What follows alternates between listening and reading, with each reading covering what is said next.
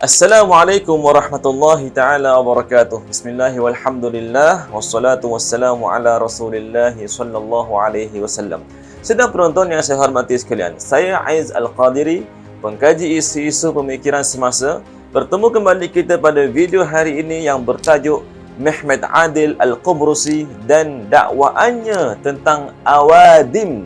Tapi sebelum tu, kepada anda di luar sana yang masih lagi belum menekan butang subscribe, butang loceng, butang like, butang share, maka bolehlah berbuat demikian. InsyaAllah video-video bermanfaat akan muncul di feed video anda. Dalam video kali ini, saya ingin sekali lagi menegaskan kepada Dr. Ayman Al-Akiti bahawa saya masih lagi menunggu kenyataan maaf daripada enta, wahai doktor, kepada ahli kumpulan Tarikat Naqsyabandiyah di Turki. Kerana enta sebelum ini telah menafikan kewujudan syekh besar, syekh tarikat mereka, iaitu Syekh Muhammad Zahid An-Naqsyabandi rahimahullah. Wahai Dr. Ayman, enta sebelum ni mengatakan enta sudah buat research. Dia buat research, tak jumpalah lagi siapa Syekh Muhammad Zahid An-Naqsyabandi. Dia buat research, tak jumpalah lagi siapa Syekh Muhammad Zahid An-Naqsyabandi. Dan enta dakwa, enta tidak menjumpai tentang adanya syekh yang bernama Syekh Muhammad Zahid An-Naqsyabandi ini. Tahu tak Dr. Ayman apa maknanya? Maknanya enta telah memutuskan sanad pengikut Naqsyabandiyah di Turki, yang mana tarikat mereka, sanad mereka ini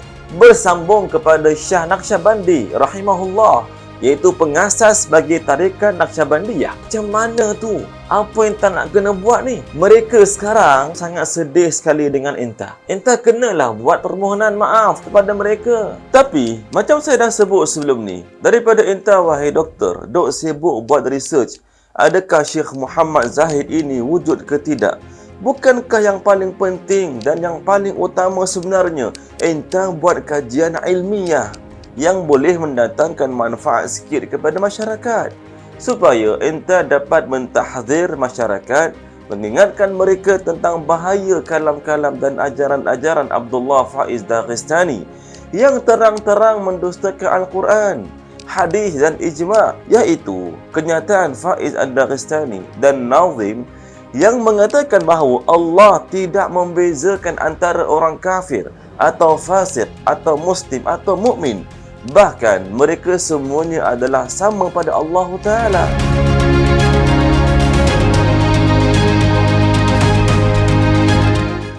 Kemudian, bagus juga jika enta dapat mewaspadakan masyarakat dari kenyataan Nazim yang kononnya dia telah berjumpa makhluk dari Zuhal atau Mushtari atau Marikh. Lalu Nazim bertanya kepada mereka. Ya, Nazim bertanya kepada mereka, konon-kononnya, bolehkah dia mencaci, maki, mengutuk manusia?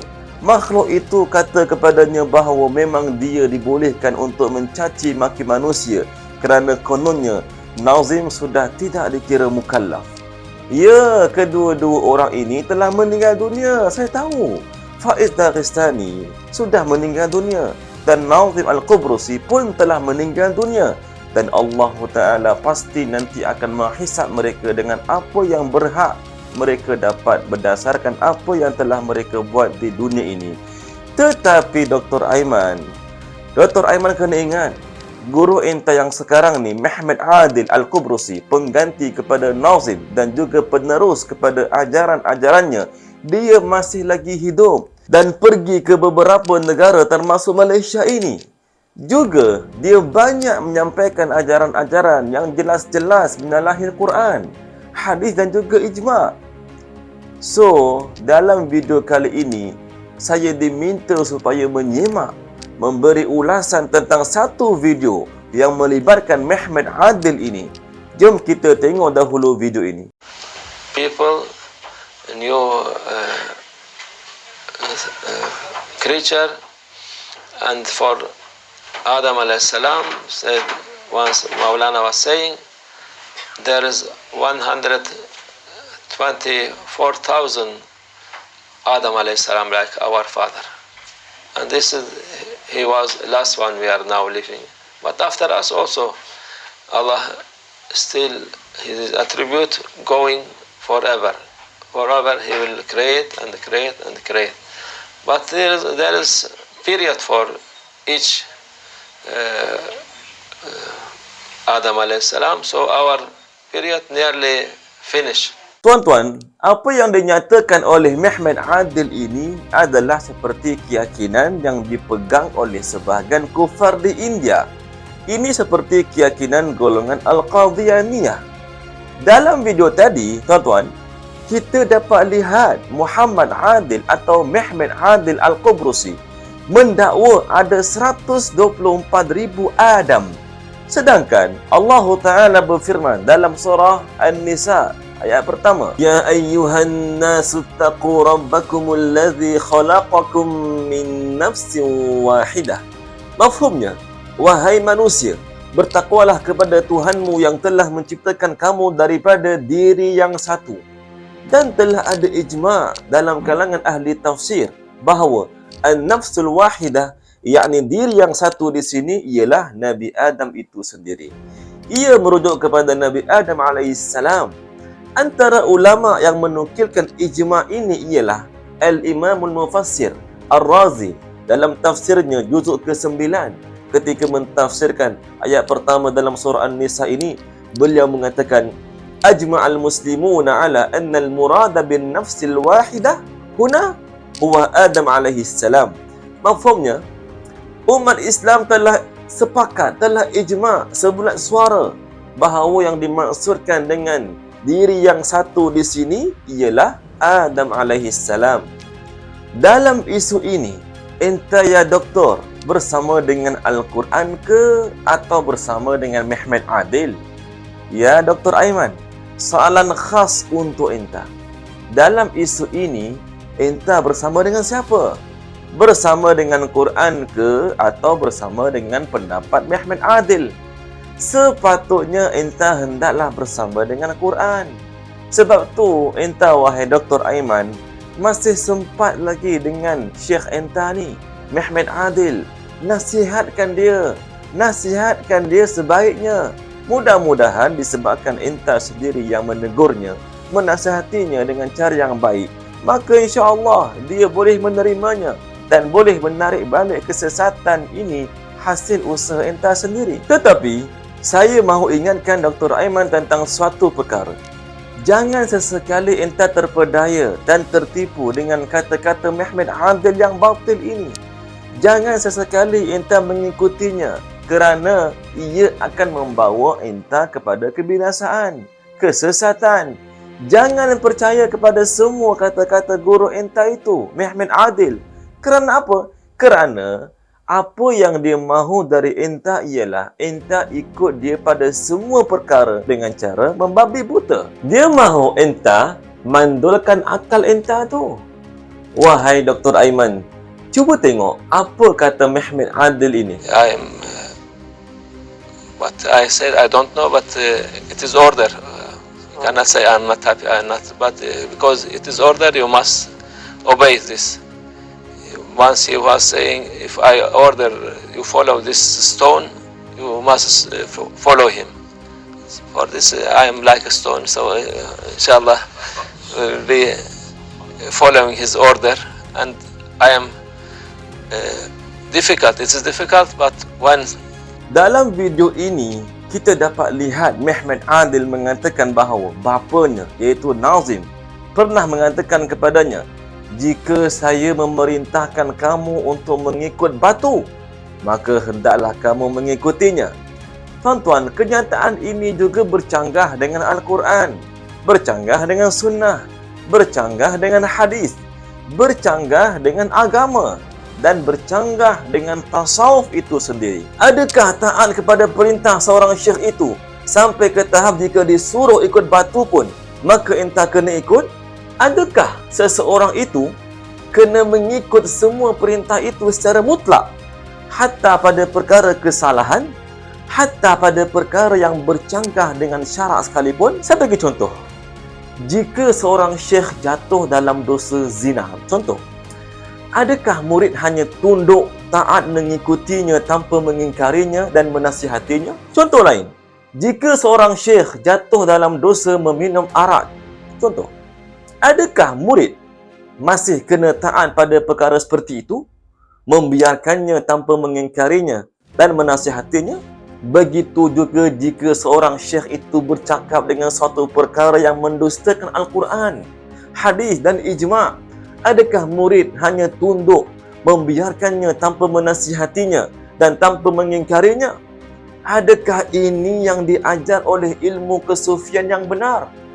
Sudah tentu tidak. Bukan ini yang diajar dalam ilmu kesufian. Ini bukan adab murid kepada syekh yang diajar oleh Islam. Memang benar, murid dengan guru itu mesti ada adabnya yang tinggi. Tetapi, adakah sampai ke tahap ini? Tidak. Tidak betul anggapan sebahagian orang bahawa wajib mengikut syekh yang kamil pada segala sesuatu walaupun pada kesalahannya. Ini adalah kejahilan. Hendaklah diketahui bahawa seorang guru itu bukannya maksum. Dia bukan seorang nabi.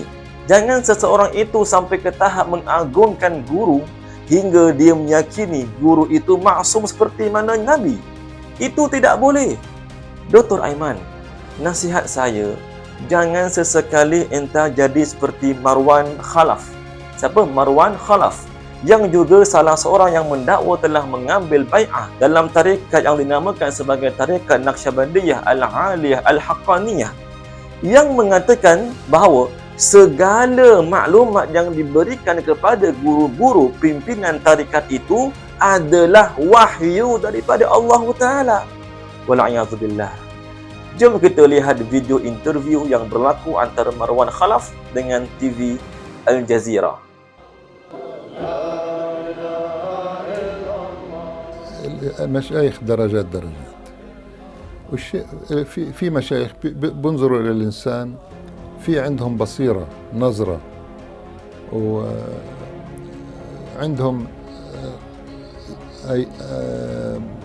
معلومات تقول هذا من تلاميذك، هذا لازم يجي عندك، هذا لازم يجي عندك، هذا وبس بيعرف مين. ماذا تقصد بمعلومات؟ يعني هل على سبيل الوحي أو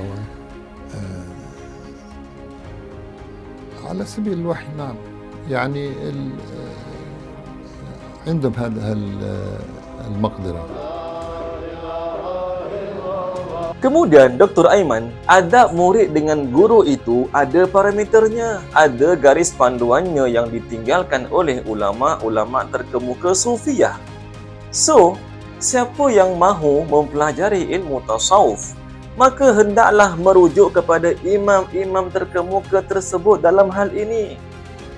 Lihat apa kata Syekh Abdul Qadir Al-Jailani ataupun Jilani. Beliau berkata kepada para murid-muridnya, "Idza 'alima al-muridu min asy-syaikh khata'an falyunabbihu, fa in raja'a fa dzaka al-amr, wa illa falyatruk khata'ahu wal yattabi' asy-syara'." Maknanya, apabila seorang murid ataupun murid tarikat mengetahui ada kesalahan yang dilakukan oleh syekhnya, maka hendaklah dia memberi syekh tersebut peringatan. Jika dia bersama kepada kebenaran, maka itulah sebaik-baiknya. Jika tidak, maka hendaklah kamu meninggalkan kesalahannya dan kamu hendaklah mengikut syarak. Makna kata-kata Syekh Abdul Qadir Al-Jilani ini ialah, kamu mestilah timbang kata-kata saya dengan neraca syarak. Jika ia menepati syarak, maka hendaklah kamu mengambilnya. Tetapi jika ia bercanggah dengan syarak, maka nasihatilah saya. Jika saya tidak menerimanya, maka hendaklah kamu tinggalkan sahaja kata-kata saya dan ikutlah syarak. Ingat Dr. Aiman, al-haqqu ahaqqu an yuttaba'. Perkara yang benar itu lebih berhak untuk diikuti. Syekh Abdul Qadir Jilani menyebut ini dalam kitab Adabul Murid. Adapun guru kamu, iaitu Muhammad Adil, maka dia seolah-olah mengatakan kepada Syekh Abdul Qadir Jilani, tidak, bukan macam tu wahai Syekh Abdul Qadir Jilani. Kamu salah dalam hal ini. Sekiranya Syekh saya, iaitu Nazim, berkata kepada saya, ikutlah batu, maka hendaklah saya ikut. Maka saya seperti batu di hadapan seorang guru. Sekali lagi saya mahu bertanya kepada Dr. Aiman. Dalam hal ini, dalam isu ini, dengan jujur, entah bersama dengan Syekh Abdul Qadir Jilani atau dengan Mehmet Adil? Saya tunggu jawapan dari enta, wahai Dr. Aiman. Okeylah, sampai sini dahulu ulasan ringkas saya. Jumpa lagi insya-Allah pada video-video akan datang. Dan kepada penonton di luar sana, jangan lupa like, komen,